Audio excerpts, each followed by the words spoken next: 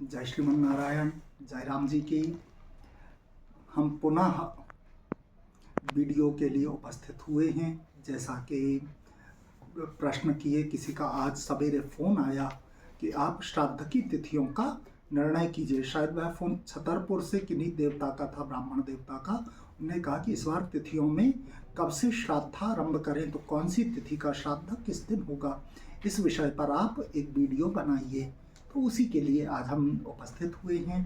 तो श्राद्ध के लिए अपराह्न व्यापिनी तिथि आवश्यक है। महालय श्राद्ध के लिए यह नियम है। महालय श्राद्ध में जैसे तिथि 12-12 घंटे के दिन रात्रि हम मानते हैं, तो उसमें एक दिन में 30 घटी में 15 मुहूर्त होते हैं। तो शास्त्र कहते हैं कि 8वें मुहूर्त से आरंभ करना चाहिए श्राद्ध, जो अपराह्न काल में पड़ता है, और 12वें मुहूर्त में उस श्राद्ध का समापन होना चाहिए। यही महालय श्राद्ध के लिए प्रशस्त समय कहा गया है।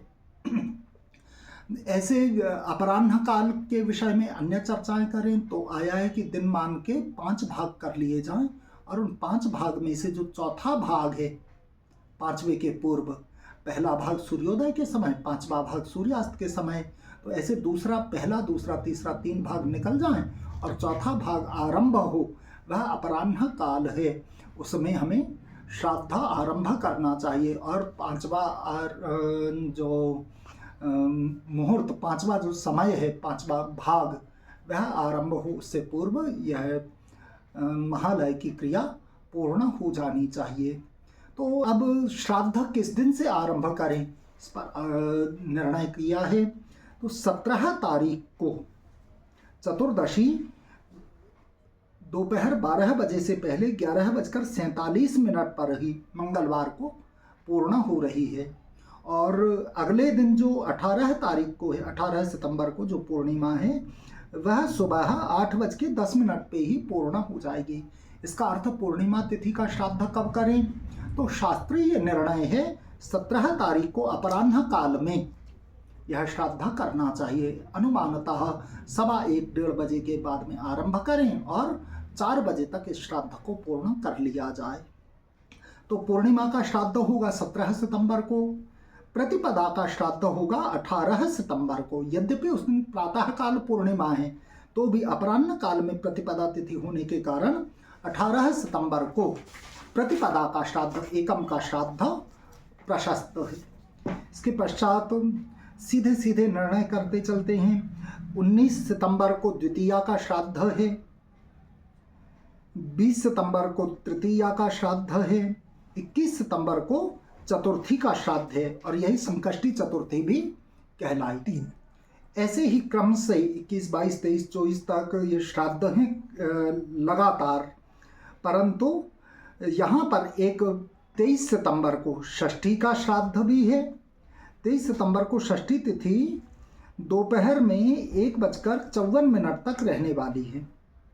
और ये 22 सितंबर को पंचमी तिथि 3:50 तक रहेगी। तो अपराह्न काल तो पंचमी तिथि में ही माना गया है, पंचमी तिथि का ही रहेगा 22 सितंबर को। तो 22 सितंबर को पंचमी का ही श्राद्ध होगा।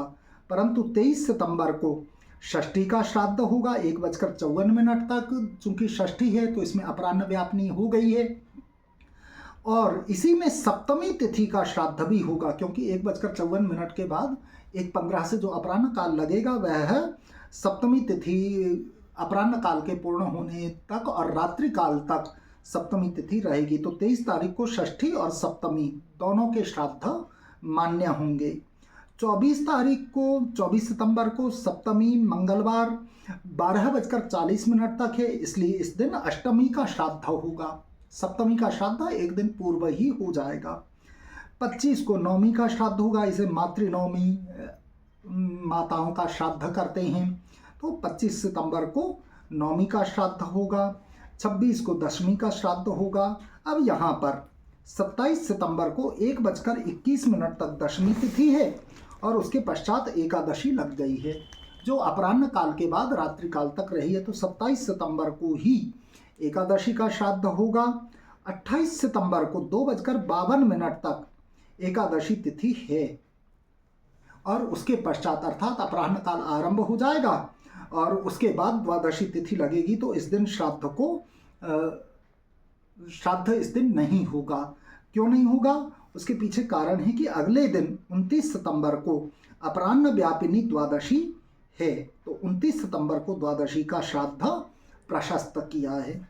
फिर लगातार 30 सितंबर को त्रयोदशी का श्राद्ध है, 1 अक्टूबर को चतुर्दशी का श्राद्ध है और 2 अक्टूबर को पितृमोक्ष अमावस्या का श्राद्ध है। तो यह थी श्राद्ध विषयक, किस दिन किस तिथि का श्राद्ध किया जाएगा इस विषय में निर्णय है।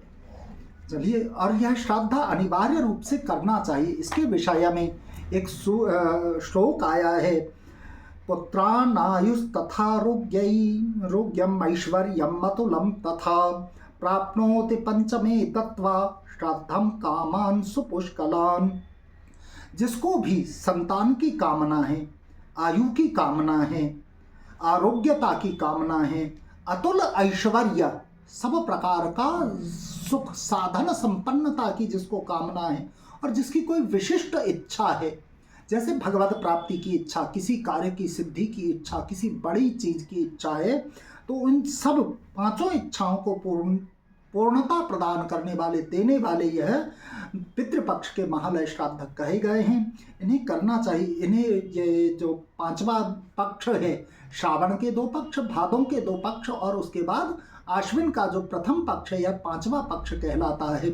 इस 5वें पक्ष में पितरों का श्राद्ध करने से, पितरों की पूजा करने से पुत्र, आयु, आरोग्य, अतुल ऐश्वर्य और इच्छित कामना की पूर्ति होती है। तो सभी लोग इस जो विधान बताया है, कल के वीडियो में जो विधान बताया था उस विधान से, और आज जो तिथियों का निर्णय किया, उन तिथियों में उनका श्राद्ध करके सुखी संपन्न हों। पुनः आपसे भेंट होगी। जय श्रीमन नारायण, जय राम जी की।